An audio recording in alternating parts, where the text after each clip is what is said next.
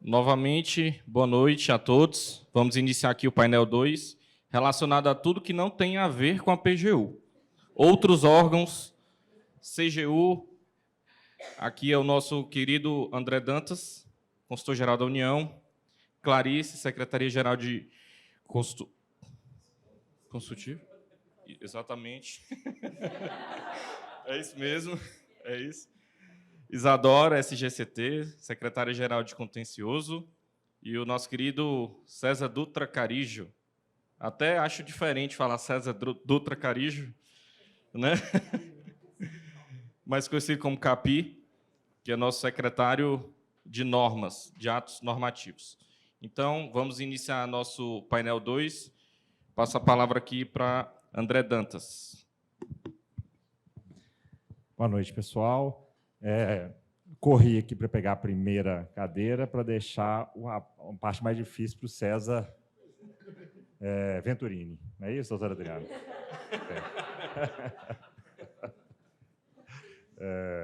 Bom, pessoal, eu queria primeiro agradecer ao presidente Sérgio o convite. Eu queria dividir a minha fala em 3 pontos rápidos. O primeiro, falar um pouco sobre o associativismo, depois falar sobre esses 30 anos da carreira e depois falar um pouco da nossa compreensão atual sobre a Consultoria Geral da União, a atividade consultiva, né?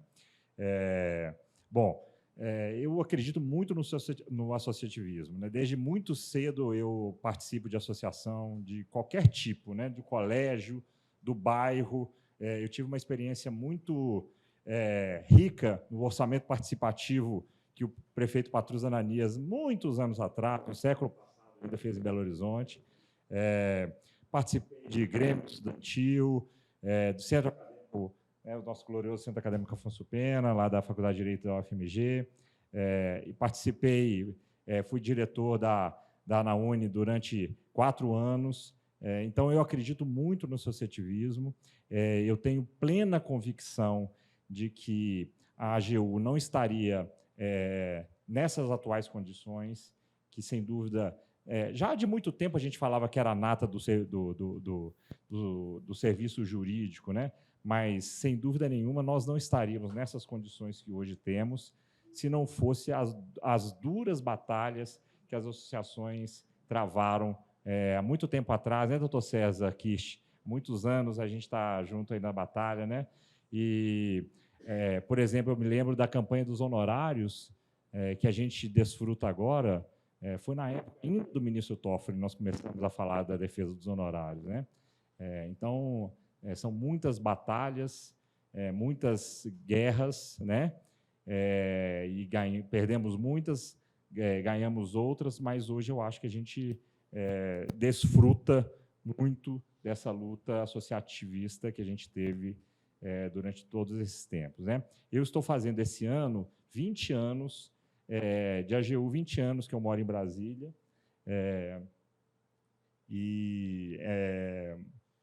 quando a gente fala de 30 anos da nossa carreira, eu acho que a gente tem que contextualizar um pouquinho, né? Estamos fazendo 30 anos a nossa lei complementar, né? E que criou a carreira de advogado da União, e é um marco festivo que nós vamos comemorar agora 7 e 8 de março, né? E muito justa a comemoração, mas eu acho que nós temos que lembrar de quem nos antecedeu, né? E eu me lembro de uma época que eu fui num evento do Banco Central, e nesse evento do Banco Central, eles reverenciavam os antigos diretores do Banco do Brasil, que começaram todo o Ricardo Terri, que ele é mais Banco do Brasil do que a AGU até hoje. Eles começaram todo esse trabalho que o Banco Central desfruta. E desde aquela época, assim, eu acho que nós não fomos justos, viu, doutor Jarbas, com quem lutou muito para criar a Advocacia Geral da União, né? Que foram os assistentes jurídicos, que hoje são advogados da União.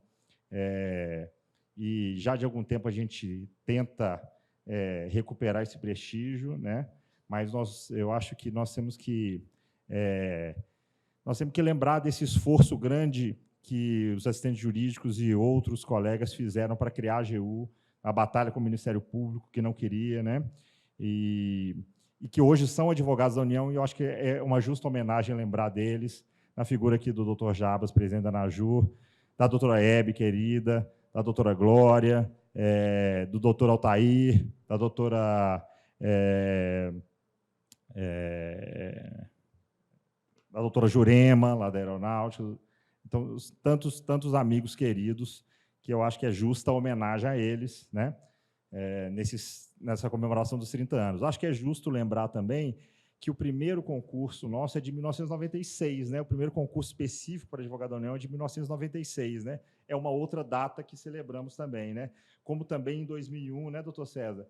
Celebramos o primeiro concurso para assistente jurídico. Todas essas datas, né? Compõem essa comemoração festiva dos 30 anos da carreira, né? Acho que é correto lembrar desses momentos também, né? E aí, finalizando, um pouco de uma reflexão consultiva, vamos dizer assim, né, que a gente tem feito lá na Consultoria Geral da União. Nós vimos aqui no painel que nos antecedeu várias mudanças importantes que estão acontecendo na Advocacia Geral da União. O doutor Marcelo falou da criação da Procuradoria Nacional, né? Lembrou-se também aqui da nossa adjunta de diversidade, nessa preocupação que nós temos hoje. A própria ocupação de cargos na AGU teve uma preocupação clara com mulheres, com pessoas pretas e pardas, né? Não é fácil a mudança de cultura, mas eu sinto que, né, houve uma preocupação nossa, né, de todo o governo, mas nossa também, de tentar preencher esses cargos, levando esse ponto em consideração.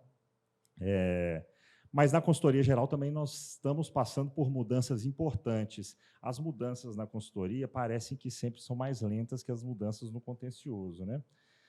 Até porque a pessoa ingressa na carreira jurídica, ela vai brigar no contencioso. Depois ela amadurece e ela vai à consultoria geral. Estou brincando, viu, doutor Marcelo? E eu digo mais, depois amadurece e vai conciliar, não vai nem litigar, né?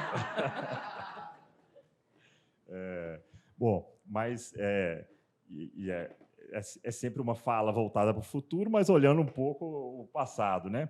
E quando eu entrei na AGU, era sempre aqueles pareceres da Consultoria Geral da União, né? O parecer, né? Os pareceres do doutor Geraldo Quintão, de outros, né?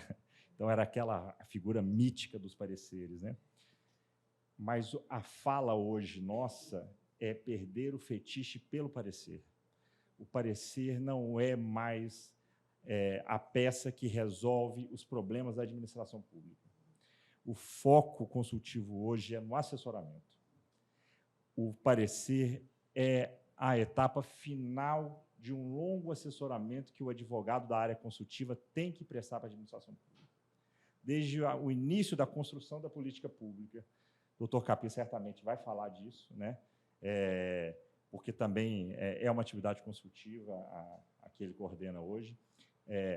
O advogado consultivo hoje ele é muito importante fazendo parecer, e alguns dos problemas que nós temos, nós continuamos resolvendo via parecer, pareceres importantes, pareceres que formam precedentes administrativos, pareceres que dão norte para a administração, mas o foco hoje tem que ser no assessoramento. O advogado hoje ele tem que estar junto com o gestor. O advogado hoje não é hoje, né? Já há algum tempo, né? Mas a nossa fala hoje sempre é direcionada, o advogado tem que estar do lado do gestor, tem que falar a língua do gestor, isso nem sempre é fácil. Você precisa sair da sua zona de conforto que você construiu com muito estudo, né? Mas você precisa dialogar com o gestor, e o gestor, no nosso caso, são diversos. É na área ambiental, é na área trabalhista, é na área internacional, é na área indígena, é na área das mulheres agora, é na área da justiça, e cada uma dessas é na área da agricultura, né? O doutor César mostrava os 2 livros que ele tem, mas você precisa ter uma imersão também em todas essas áreas para você poder dialogar e poder bem assessorar. Isso não é fácil, isso exige de você uma disposição de se abrir para um outro linguajar que você não está acostumado, porque você está acostumado com o linguajar jurídico, tentar explicar o linguajar jurídico também em palavras que o gestor consiga entender. O parecer é importante na conclusão, na orientação para o gestor.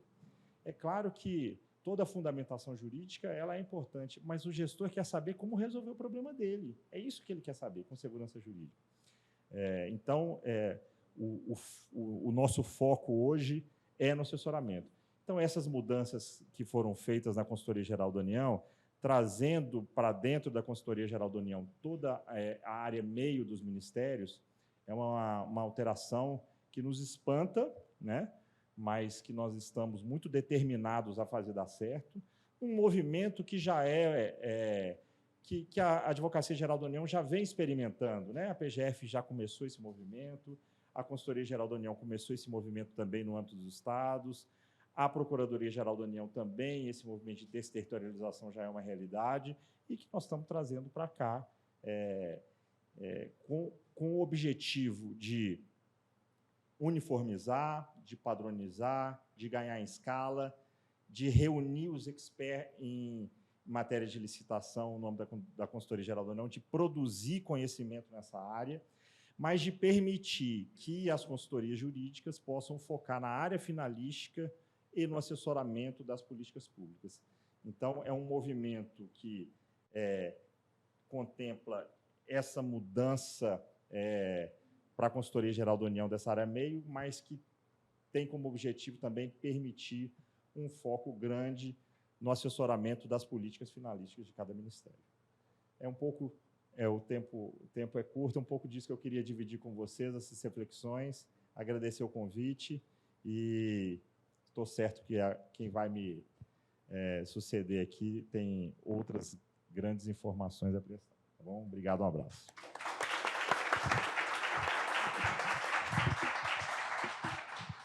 Obrigado, André.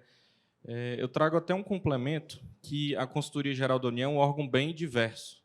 Por exemplo, eu fui lotado no DAEX, que é um contencioso dentro do consultivo, que é totalmente diferente de você fazer a atividade típica de assessoramento jurídico, porque a gente tem que litigar perante o TCU, CNJ, CJF, N órgãos, e existe uma forma de litigar em cada um.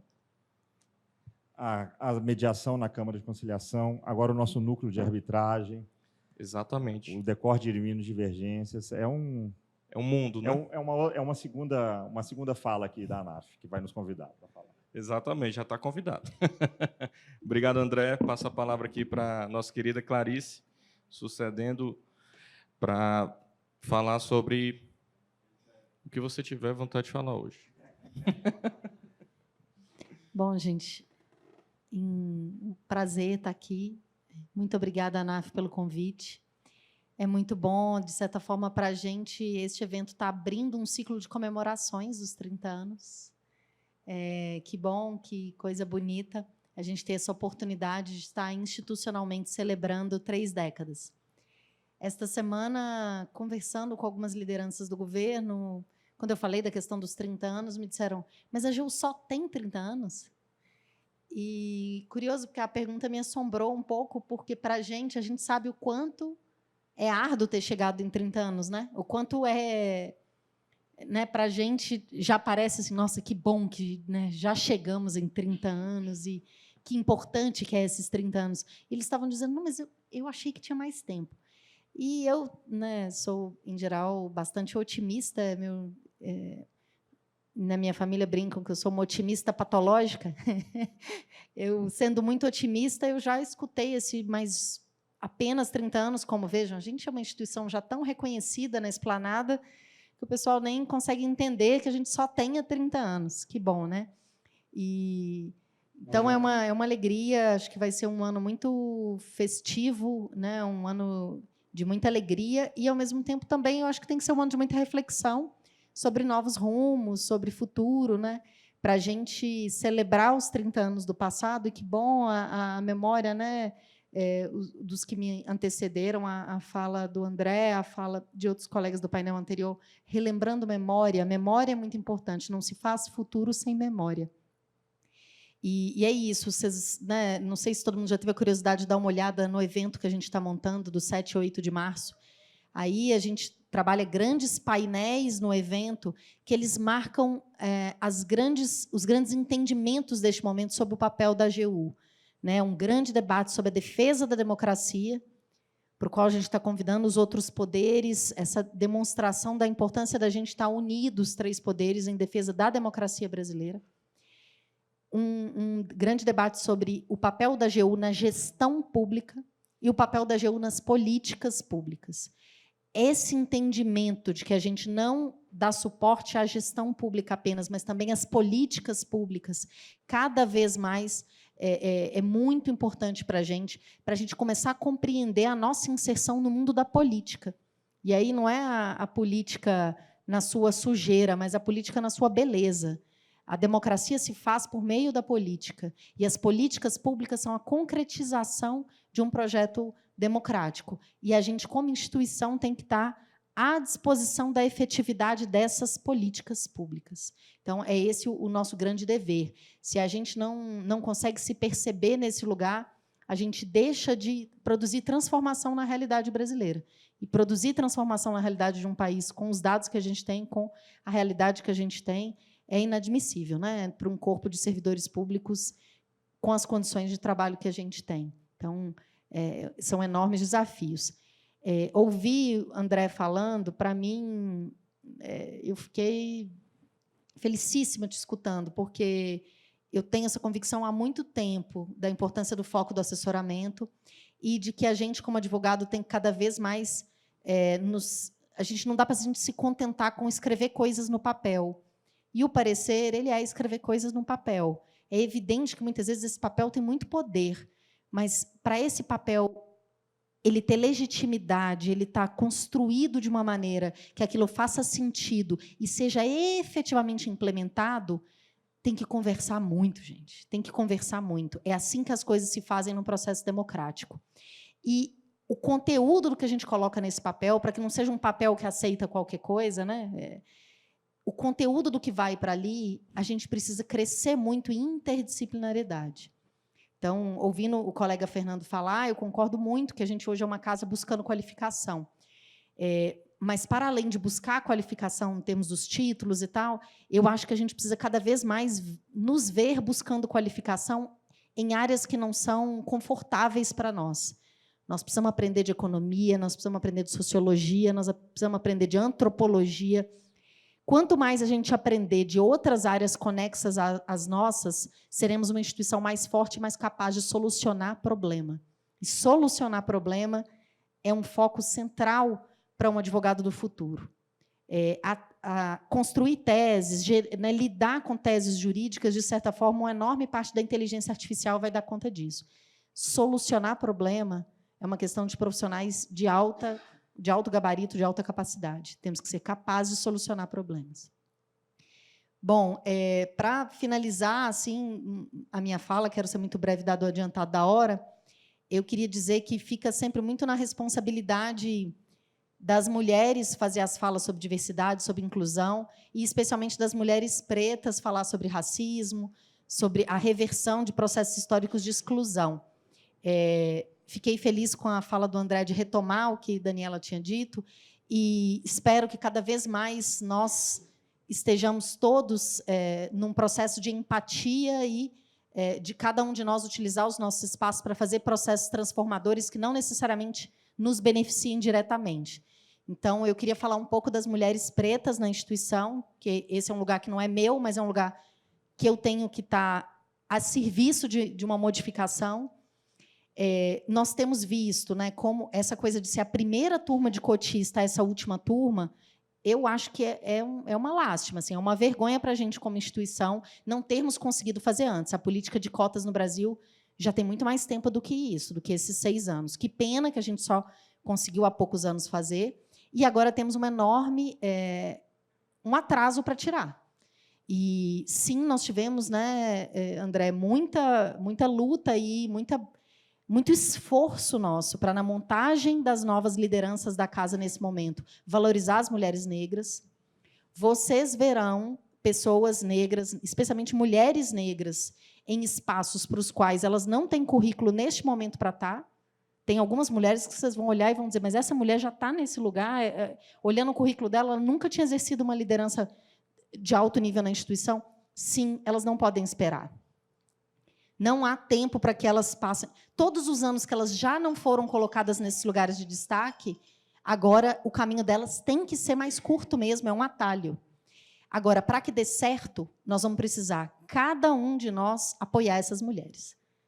Agora, há poucos dias, teve uma situação que uma mulher negra, num cargo de liderança, para o qual ela ainda não está 100% preparada, e vamos conversar, quantos de nós, pessoas brancas, já fomos colocados em lugares que a gente não estava 100% preparado para ocupar. Mas a gente tem autoestima, isso é uma questão colocada mais para as pessoas brancas do que para as pessoas pretas. Somos ensinados, educados a ter uma autoestima que nos coloca corajosos para sentar nesses lugares para os quais não estamos 100% preparados, e temos uma rede de suporte. A gente liga para quem sabe o que a gente não sabe, a gente aciona uma ajuda e a gente não se sente diminuído por isso. Faço um convite para cada um de nós que está aqui, especialmente as pessoas brancas, que a gente se coloque a serviço das lideranças pretas que estão sendo colocadas em lugares importantes, para que elas estejam fortalecidas. Há poucos dias eu tive uma situação em que uma liderança preta estava com dificuldade de dar conta de uma situação, porque ela acabou de chegar e nunca tinha lidado com aquele tipo de problema. E eu liguei para uma alta liderança da CGU e disse, eu preciso que você vá lá, toque essa reunião, suporte essa liderança, porque a próxima reunião ela já toca sozinha, mas essa ela vai precisar ter suporte, porque ela não pode, na primeira reunião de alta complexidade, achar que ela não vai dar conta, porque ela vai dar conta. Porque elas dão conta. Elas dão conta de carregar a sociedade brasileira inteira nas costas. Então, elas não vão dar conta de tocar uma reunião de uma política pública. Então, digo isso para dizer, e fui prontamente atendido, e prontamente atendida, a liderança foi e me disse, obrigada por ter falado isso, obrigada por ter me mobilizado aí essa reunião, porque é nossa obrigação mesmo dar esse suporte.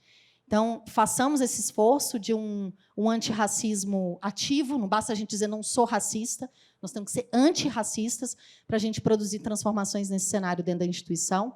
E, bom, aí na parte que me coloca, né, como mulher na casa, que a gente efetivamente olhe para essa dificuldade que as mulheres na casa encontram para ser lideranças. Se eu estou aqui hoje, nesse horário, num evento, tem 2 mulheres na minha casa cuidando dos meus 3 filhos. Não é uma só, tem 2 lá, me ajudando. Porque meu marido, com a vida profissional que os homens sempre têm, com tranquilidade, já tinha aceitado convites para estar num jantar hoje muito chique lá com a chanceler da França.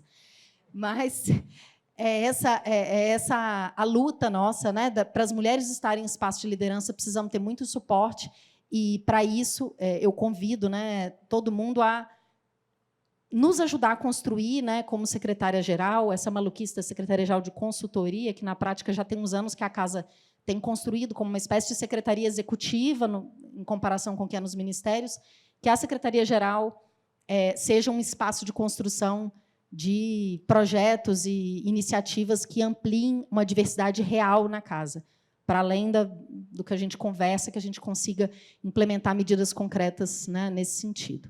Obrigada de novo pelo convite, é uma alegria estar aqui, e que painel especial de estar com esses colegas aqui da direção e vendo os outros colegas assistindo. Que prestígio da ANAF de ter os demais dirigentes aqui conosco, Romã, Adriana, que prazer, Fidelis, que bom vocês estarem aqui. Obrigada a todos aí pela atenção. Até a próxima.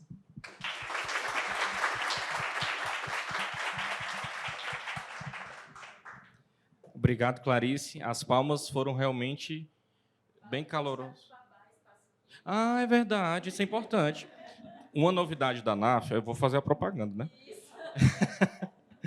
É que em cada evento vai ter o espaço Kids. Então, por exemplo, na sua situação, você pode trazer suas crianças, não sei qual é a idade de cada uma. 72 crianças. Pronto. A gente recebeu 28 esses dias. E demos conta aqui com recreação, com tudo. Porque é isso, buscando efetiva inclusão. Exatamente. E algumas pessoas realmente não puderam comparecer por conta dessa questão. Eu também deixei um bebezinho de 1 ano e 8 meses, mas está em casa, está em Fortaleza, é diferente. Então,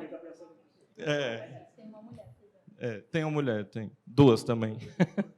Então, muito importante a sua fala, Clarice. Eu fiquei super feliz da sua convocação. E eu acho que a gente tem que sair daqui realmente com esse propósito de melhorar a representatividade e que isso não seja algo meramente formal.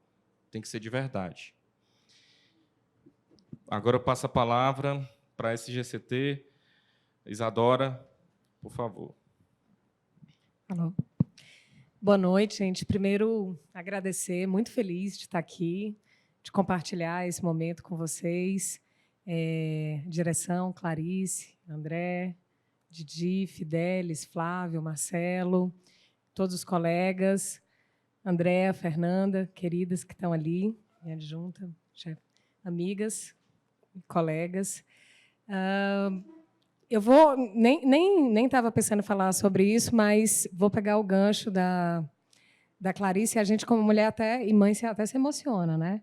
Muito legal essa ideia, tá? Já agradecer de antemão a ideia do espaço na AGU. Eu também tenho uma mulher em casa cuidando dos meus para poder estar aqui, para poder estar nesse rojão todo. E eu acho que um dos desafios que a gente tem, pegando o gancho no que você falou, Clarice, no nosso dia a dia, é ter esse olhar com as colegas, né? Com todas as mulheres que estão na nossa equipe, e também ter o dever de chamar os colegas homens para a responsabilidade deles. Não só de a gente olhar para as colegas mulheres e ter uma compreensão, porque sabe que elas acumulam papel, mas, às vezes, chamar o colega homem e dizer, olha, você também tem que...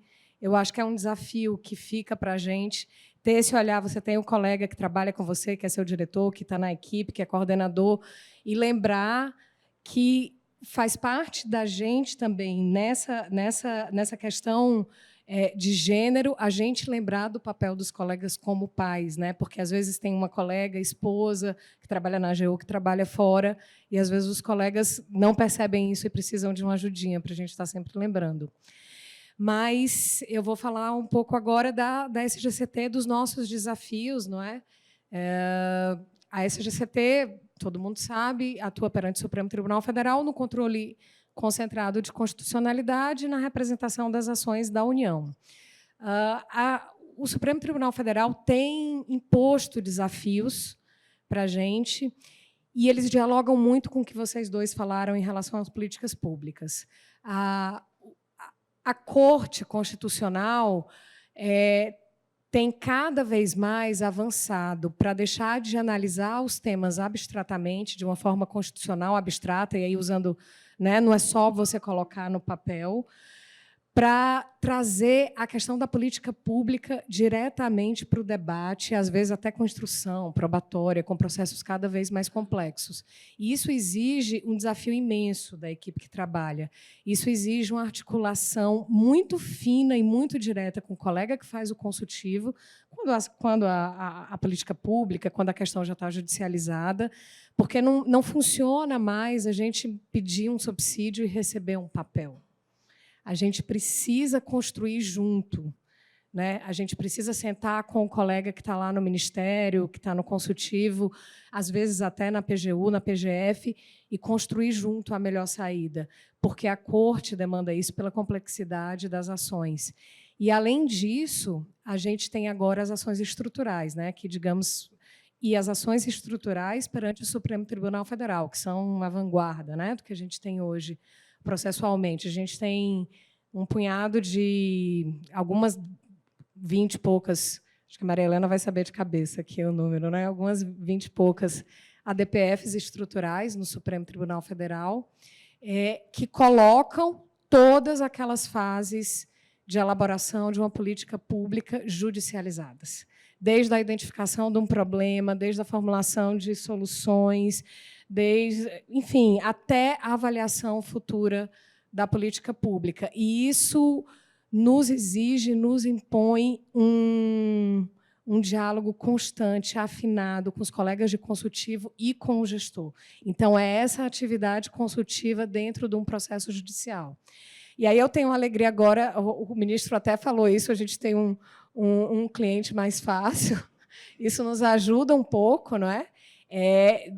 nos ajuda bastante, na verdade. Mas também nos coloca uma responsabilidade muito grande, porque a gente vai ter que levar, você tem políticas sociais, ambientais, questão de racismo estrutural, tem uma DPF, pessoas em situação de rua, enfim, uma série de questões sociais que estão colocadas perante a Suprema Corte e que a gente vai ter esse papel de levar uma política pública existente até contribuir para o aprimoramento dessa política pública que está posta em juízo. Então, esse é o grande desafio.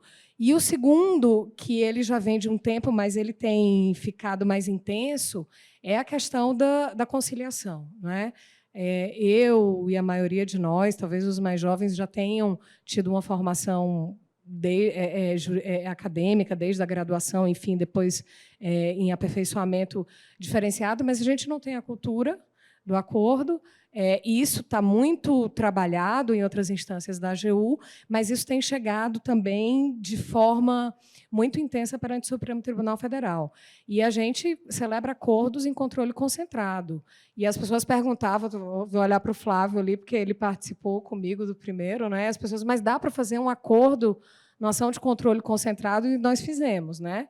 E aí já teve planos econômicos, a AGU foi mediadora, mas foi um acordo numa DPF.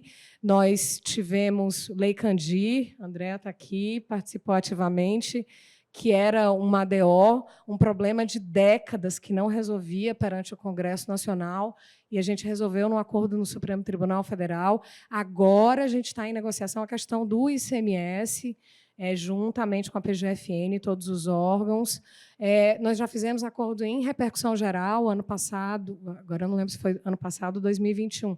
A questão da fila do INSS era um processo do INSS que a gente acabou participando porque tinha algumas obrigações que envolviam a União, então, acordos envolvendo repercussão geral, e outros acordos em processos que não são abstratos, né? Não tem essa aplicação mais ampla, como controle concentrado e repercussão geral, mas de uma complexidade imensa. E aí, já te adiantando, tá, Davi? Vai sair acordo em Noronha. Tá?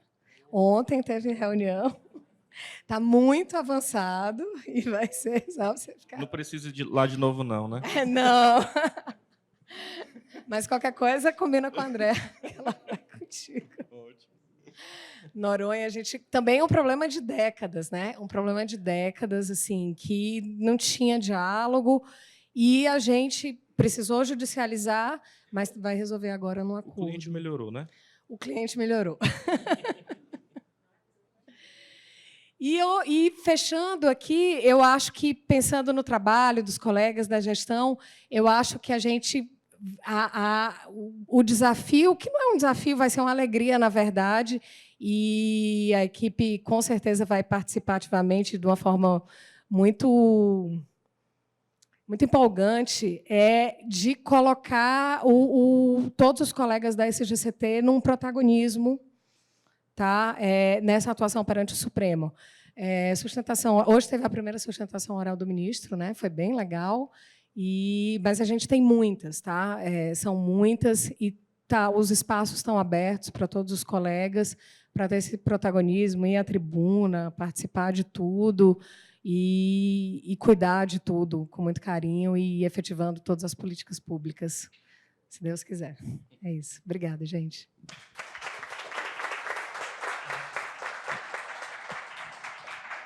Obrigado, Isadora. Nesse particular de consensualismo administrativo, está na moda isso, né? O TCU está querendo fazer, ninguém sabe como é que vai acontecer isso ainda, né? E o STF também já tem essa iniciativa, já de outra gestão, né? Talvez agora intensifique um pouco mais. E, assim, eu sou apaixonado por consensualizar administrativa. É muito legal. E, em relação a esse tipo de atuação, eu acho que eu fiz 4 acordos em ACO, ou 3 ou 4. Acho que 2 até com o Leandro, que está ali olhando para mim, né? Então, assim, é super importante, principalmente no início, que a gente começa a debater com os procuradores do Estado, eles acham que a gente está ali como mediador, advogado da União, isso aqui está dominado, não vai sair nada. E depois a gente tem todo um trabalho técnico, qualitativo, está aqui o César, que também foi lá da SECAF, e a gente consegue ganhar confiança, criar o rapport e depois, utilizando as técnicas, fazer acordo. Então, é muito, muito interessante isso. A gente sai de um início de desconfiança para depois formar um acordo. Muito legal isso. Então, muito interessante a SGCT trabalhar esse aspecto do consensualismo. Obrigado, Isadora. Vamos finalizar. Nosso amigo César. Grande estilo. Pois é, Faz teu nome, vai lá. Tô lascado aqui, depois de 8 falhas tão brilhantes aqui, fiquei no sal, né? De ter que... Bom, vamos lá, agradecer também o convite da ANAF, enfim, eu agradecer a presença aí, como a Clara lembrou, tanta gente conseguir conciliar a agenda para vir prestigiar. Como o presidente Sérgio falou, né, da ANAF ser uma carreira plural, eu sou devoto da causa, né? Até me casei com a procuradora federal, mais brilhante de toda a carreira. Então, mas, de fato, eu vejo tem uma característica, o pessoal foi falando aí um pouco da trajetória. Eu cheguei eu entrei na AGU e fui algum desconcerto, alguma maluquice, eu fui direto trabalhar na Casa Civil, né, na SAD, para daí trabalhar com ato normativo desde então. E eu fazia piada, depois teve uma época que até que me sacaneava com isso, que eu nem sabia que tinha mais de uma carreira na AGU. Eu só falava que era bom, advogado público, tudo, enfim, não tinha essa distinção.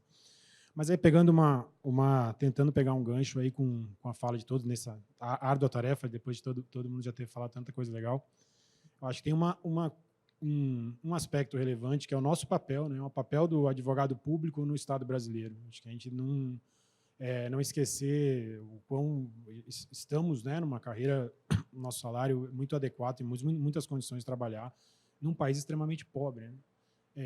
E eu acho que a AGU vai se dando cada vez mais conta, com o tempo, do quão privilegiado é a posição dos advogados públicos para atuarem nas políticas públicas.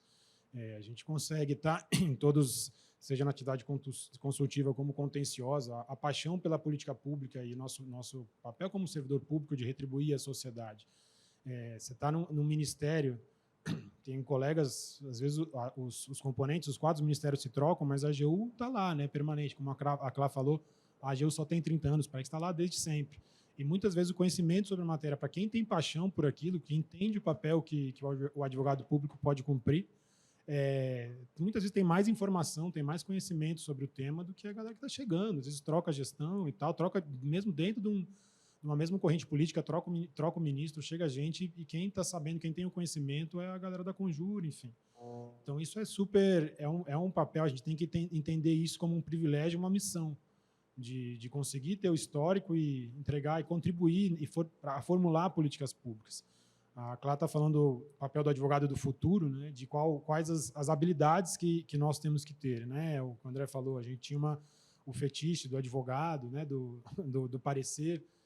Nosso papel é cada vez mais, né, até no contencioso, é de atuar assim, mais do que formar, é moldar o consenso. Né? A gente tem essa capacidade de ser o interlocutor que vai pegando as perspectivas em jogo e vai participando. Não muda muito, né? Eu tenho aí agora 17 anos na AGU, também sou do concurso acho que a Isadora também, né? 2005, boa safra, hein, gente? Né? Só o André que é o coroa aqui do dia, né? E são os 17 anos, acho que foram uns 15 em atos normativos, ou na SAD, DENOR, agora na SENOR. Teve um período lá na SECAF. Não muda muito a ideia de construção de aplicar os saberes para entregar uma política pública melhor. Eu acho muito entusiasmante essa oportunidade que a gente tem disso, de pesquisar. Né? Agora eu estou numa agenda com o senhor marido da nossa secretária-geral, e a gente pegar experiências internacionais, como a matéria é regulada internacionalmente, quais os melhores modelos, trazer e construir isso. E, de fato, a AGU tem muita legitimidade. Né? A gente fala, tem que chegar, se preparar muito, consegue fazer muita relevância no debate. Outra coisa, aí na brincadeira que o André e o Davi fizeram sobre o papel do consultivo e do contencioso, também vai ser uma habilidade exigida a nós, na AGU, de fazer o match entre o contencioso e o consultivo. Né? Você pega a dissertação de mestrado de uma integrante da carreira, é uma coisa sobre como o BPC foi sendo judicializado. Se a gente tivesse a habilidade de detectar antes aquilo que na fala da PGU também teve, né? A coisa começa a se repetir. Se a gente consegue pegar a informação do contencioso, chega para o ministro, olha só, isso aqui está acontecendo. Vamos falar com a AGU e vamos tentar ter uma normativa sobre isso. A dissertação da Didi, no final, o executivo capitula para o entendimento do judiciário. Isso a gente vê com o Supremo, né? Você tem grandes derrotas, e aí a gente faz uma contenção de dano normativa. Enfrentamento ao TCU também, né? A paralisia das canetas de alguma maneira, a AGU não conseguindo, a gente dobrando a cabeça ao estamento do controle, né? Deixando de a gente exercer a nossa missão de, peraí, a gente vai estar pensando aqui numa política pública, tentando ver, entender, melhorar a vida da população brasileira. E, às vezes, o pessoal do controle, sem demonizar, podem ser parceiros formidáveis, mas vem com uma visão muito sectária. A gente fala, não, é conseguir a gente chegar lá e construir, falar, não, veja, aqui tem isso para de pé ou não, né? A CLA foi super parceira no Mirosk, né? Como o Estado brasileiro quer fazer parcerias? O Estado brasileiro tem capacidades estatais para entregar algumas políticas públicas? Quem tem o mínimo de informação? Não, a gente não tem. Sem parceria, só para brincar, assim, Santa Casa, creche, enfim, como que a gente vai entregar? 60% do SUS é com parcerias. A gente vai demonizar as parcerias, vai ficar a ONG, a picareta, e aí faz um esforço enorme para construir um marco sobre as transferências voluntárias. Aí a gente consegue, e aí a norma, né, como o André fala, né, mesmo a norma, que pode ser uma coisa que edifica, que muda, ela é só uma parte da mudança de cultura. Quer dizer, nas parcerias a gente tem uma lei, tem um decreto que fala, se conseguiu entregar o resultado, não precisa ficar olhando nota fiscal. O Estado tem que se planejar para ver onde quer chegar, planeja direitinho. Se entregou o resultado, vamos parar disso, de ficar olhando o papel e vamos tentar pensar como a gente entrega melhor. Mas aí o TCU vem com uma interpretação, mas uma interpretação sistemática, eu quero olhar a nota fiscal. Tem o fetiche do parecer, tem mais ainda da análise financeira. E a AGU não tem outro ator para conseguir atuar nisso e mudar. Agora a gente está tentando lá na cultura, vamos lá, vamos combater e vamos fazer isso. A gente quer disseminar que a política cultural, né, no Brasil, agora, no momento de reconstrução, né, de uma grande mudança aí do que se quer, a gente vai precisar que a AGU esteja assim, em ponta de lança nesse movimento, para que conseguir disseminar, para fomentar a cultura brasileira. Então, assim, esse papel do advogado público, eu acho super nobre, né? Um privilégio enorme da gente poder atuar nisso. E, como eu disse, todos os papéis, em todo onde a gente atua, vai se conciliando, né? Os saberes a gente tem que ir se comunicando, né? As construções para entregar mais. Então, acho que é um pouco isso que eu quero fazer loas, né? Assim, e chamar a nossa responsabilidade como advogados públicos, né? 30 anos de carreira. Até ia falar isso, já pensando no que ia dizer o André falou de saudar quem nos precedeu, né? Advogado tem uma coisa da consolidação do Estado português, né? Conta essa história de 10 anos.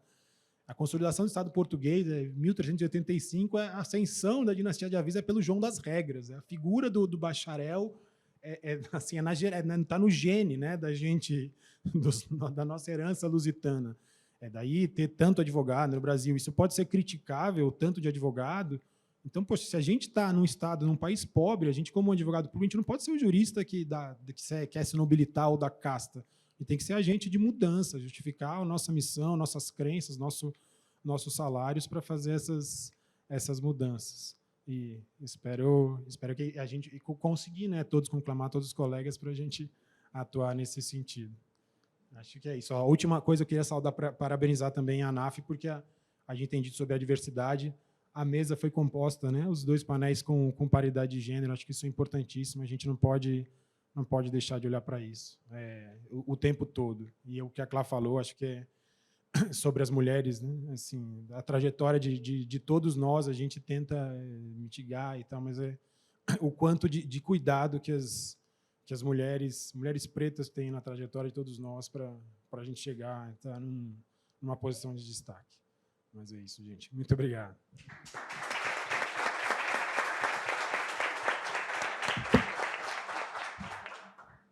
Bom, nós cumprimos com êxito também a questão do tempo. Eu vou abrir aqui a palavra. Algum dos participantes gostaria de fazer uma pergunta para o outro? A gente tem 1 minuto. Não, dois, tá bom. 1 minuto de pergunta, 1 minuto de resposta. Não vou ser o William Bonner, não, vou até dar um desconto. Mas, se não, a gente pode partir para o coquetel, né? Tá tarde.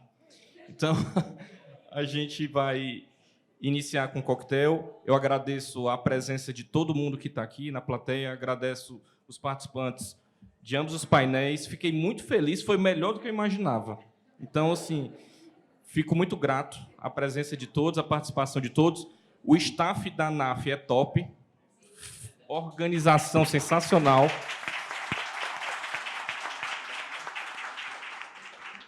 Então, concluímos o painel 2 e vamos agora confraternizar.